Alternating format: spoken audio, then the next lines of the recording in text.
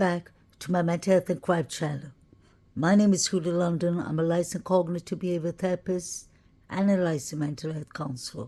Please like, share, and subscribe if you enjoy the contents in this channel. This is all my thoughts, my speculations, and my opinions only. This is 1122 King Road. The view from Willentra Drive. That is right behind 1122 King Road. Today I'd like to go back to some critical thinking. Let's start with identifying the problem. And we know already what the problem is. The 4 unalived people, may the rest in peace.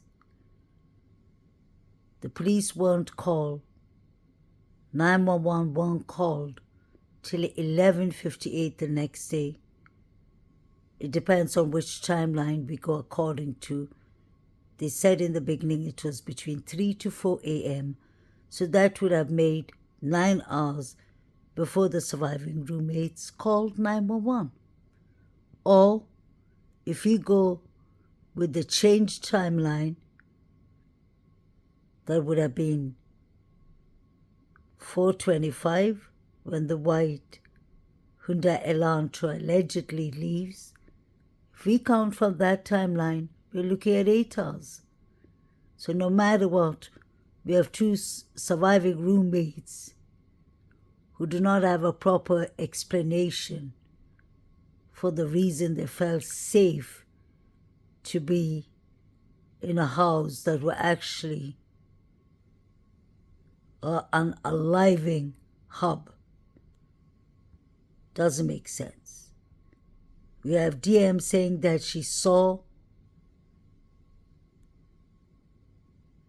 BK, or the alleged suspect who unalived the 4 victims, and he looked into her eyes and he just walked off, continued walking, because she said she saw him face to face.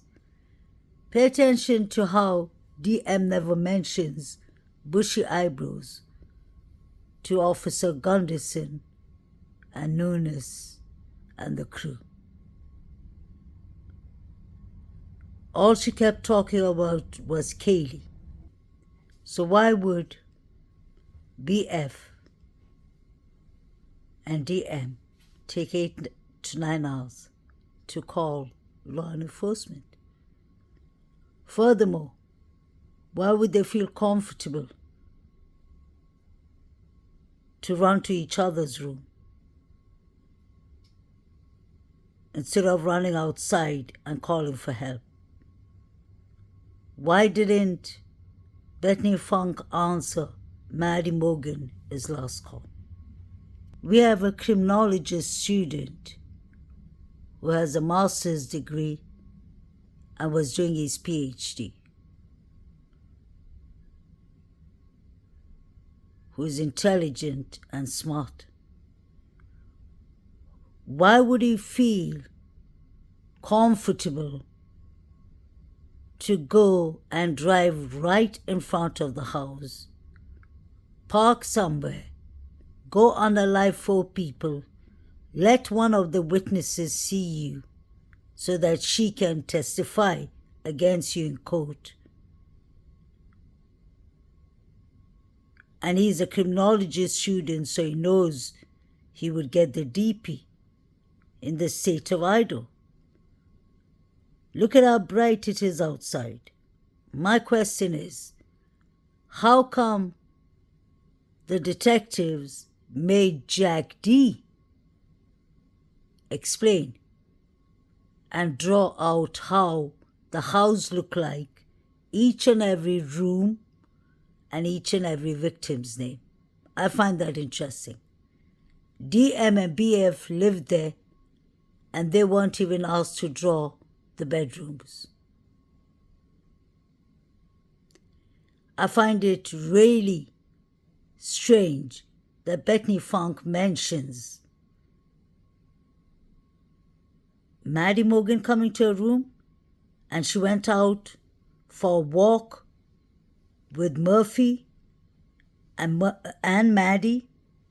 Bethany Funk said she was with them for exactly 10 seconds, and then she comes in, she watches 1.5 episode of something for at least half an hour, I guess half an episode, and then she said Maddie came knocking at her door asking Bethany Funk if she saw Murphy. That is a red flag. The question is, Bethany Funk was asked, did you see Maddie after that? She didn't see Maddie. So did Maddie go outside to search for the dog, Murphy? And did something happen? And where was Kaylee when Maddie was searching for Murphy? Where was Kaylee?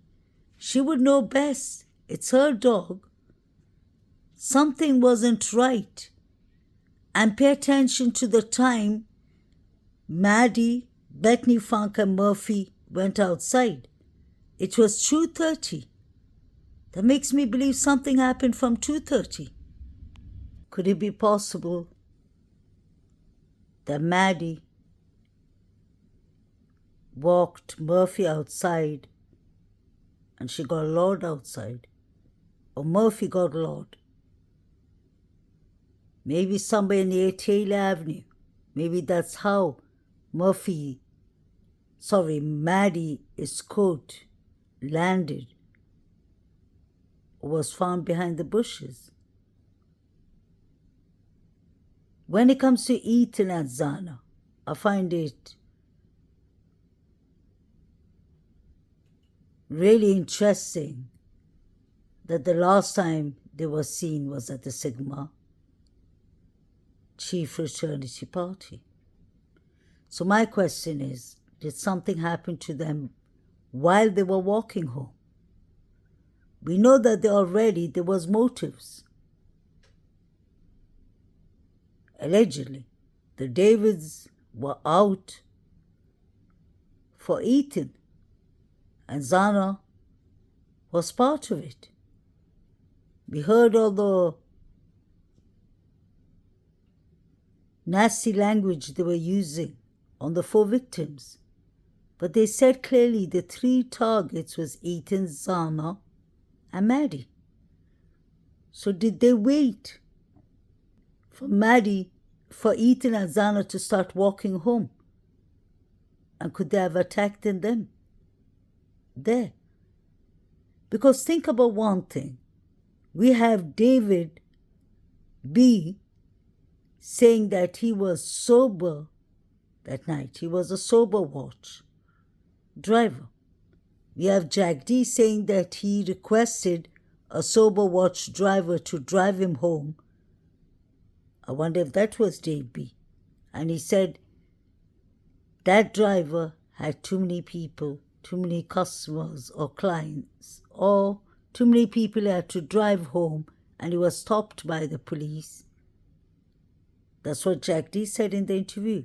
So he said, I called another friend and he drove me home by 1 o'clock and I fell asleep by 1:30, which is all a lie. Because 1:39, the screenshot shows that he was at the grub truck, at the corner club. Once you're caught with such a big lie, especially with your alibi, then it is a problem, especially for me. It should be a problem for everyone. So when certain YouTube creators say, oh, it's all the frats and for all the morons that think it's the frats, obviously not. Everyone is entitled to their thoughts and opinions. But let's start with the facts. The facts are in front of our face. Ethan and Zana were last at this party.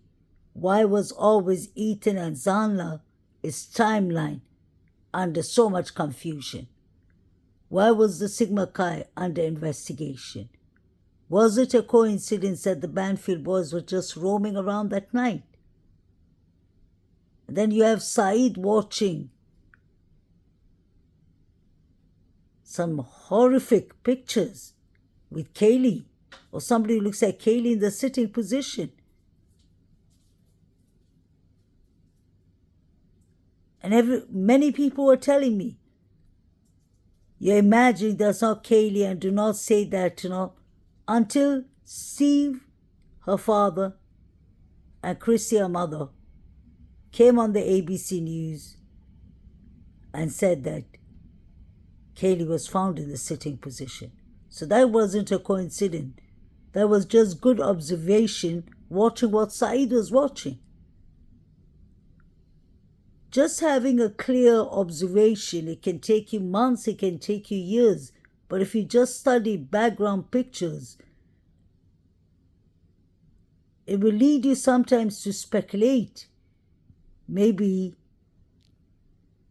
in a wrong direction. But mostly there is something with what you're seeing, because everything can't just be a coincidence. There were 4 figures running. Is that a coincidence? Banfield boys, that was a coincidence. They were stopped because they were intoxicated. They didn't look intoxicated to me. I'm a CBT therapist. Looking at the behavior, analyzing the behavior, they look like they were anxious. The anxiety was high up there, in one of the highest scales.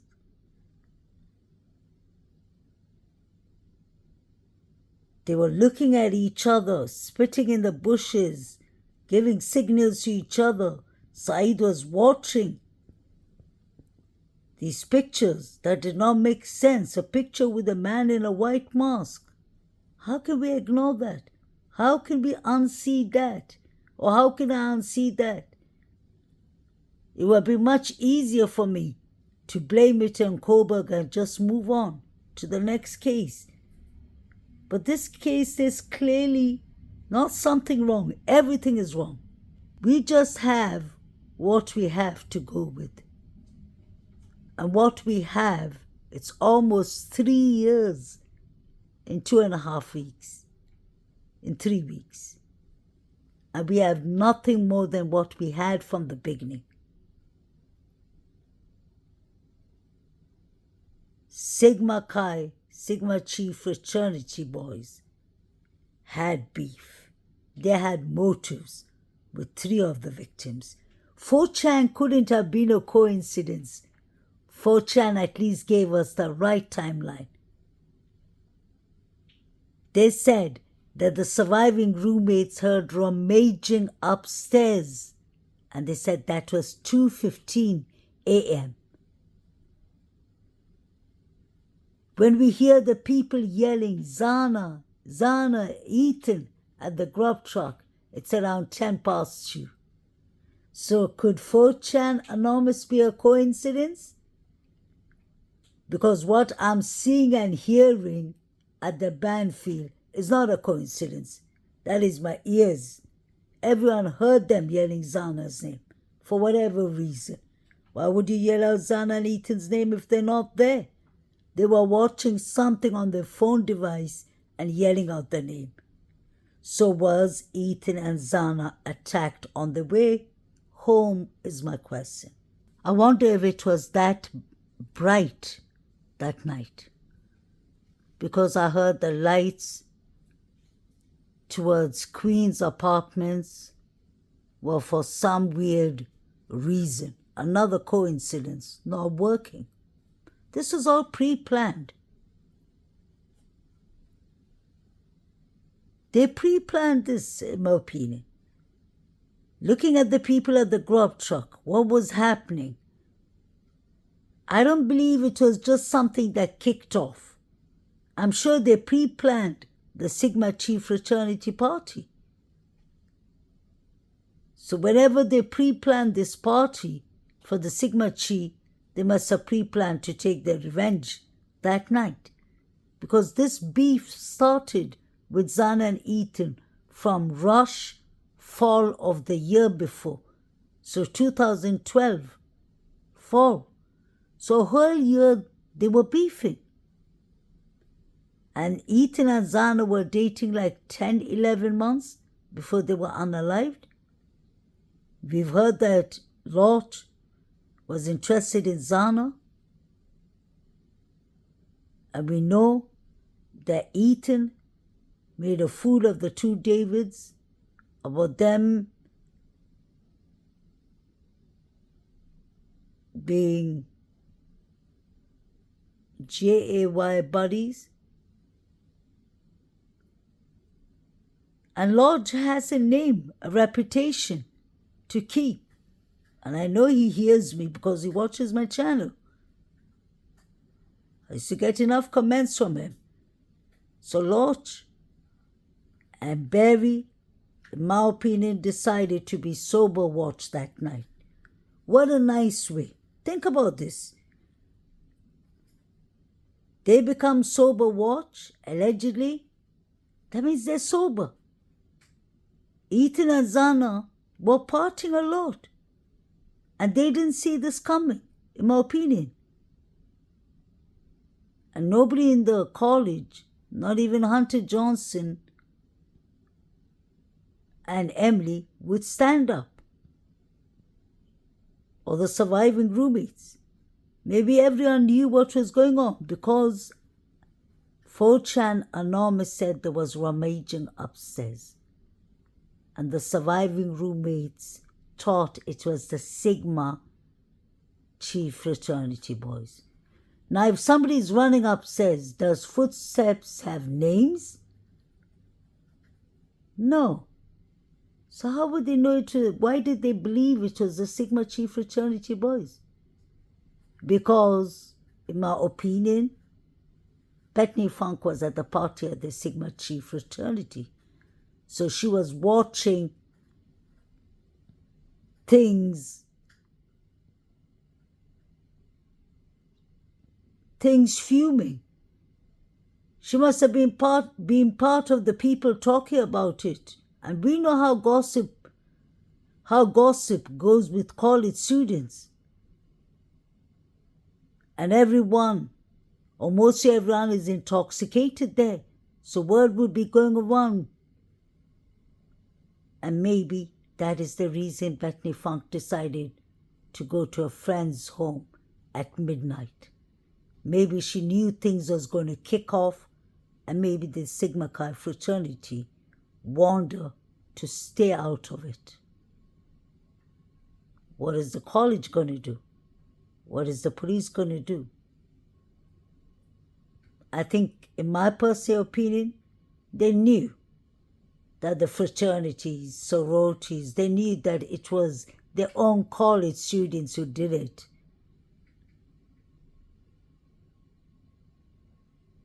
When certain creators say, why would the fraternities do it? These people have been practicing rituals, Freemasons. They have been practicing allegedly such things since their chapter was made, since it was created. And every year they were getting just bolder, bolder, and bolder. They got away with harassments like Shawalter allegedly. They got away with Hudson Lindo. They were dumping people down the creek, frozen creek. Hannah Clee. Who's ever heard of ODing on a over-counter sleeping pill? But people in the college were saying Hannah Clee, his torso was bleeding. We thought it was bad that the surviving roommates did not call the police for 8 to 9 hours. No, let's try 3 days. They didn't call the police for Hannah Clee for 3 days. We should stop treating them like kids. That is the problem. Oh, leave these kids alone. These kids were sleeping. They didn't know better. better these kids were drunk. They're no kids, they're adults here. They're grown adults here. They know exactly what is up. They're drinking, they're partying, they're doing everything. Something could have just gone out of hand. The living room looks like a fight broke out. And somebody could have been on high rugs and could have taken it too far. The others could have witnessed it.